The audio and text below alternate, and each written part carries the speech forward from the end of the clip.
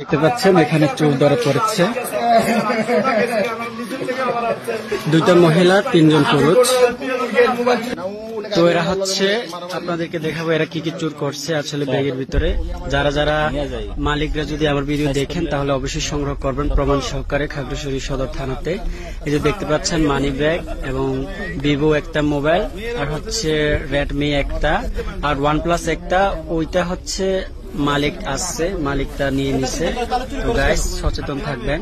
এই যে চোরদেরকে বাঁধতেছে পুলিশদেরকে আমাদের কর্তৃপক্ষ দেবতা পুকুরের কমিটিরা দৌড়ে তাদেরকে অ্যারেস্ট করাই দিয়েছে। এই যে দাদা হচ্ছে মালিক, মানে চুরি করছে এই লোকটা। তার মোবাইলটা তিনি নিয়েছিলেন এবং বাইকের চাবি এটাও পেয়েছিলেন, কিন্তু মানিব্যাগে যে টাকা ছিল ওইগুলা উধাও হয়ে গেছে। তো সর্বশেষ ভিডিওটা শেয়ার করে দিবেন, দেখার সুযোগ করে দেবেন।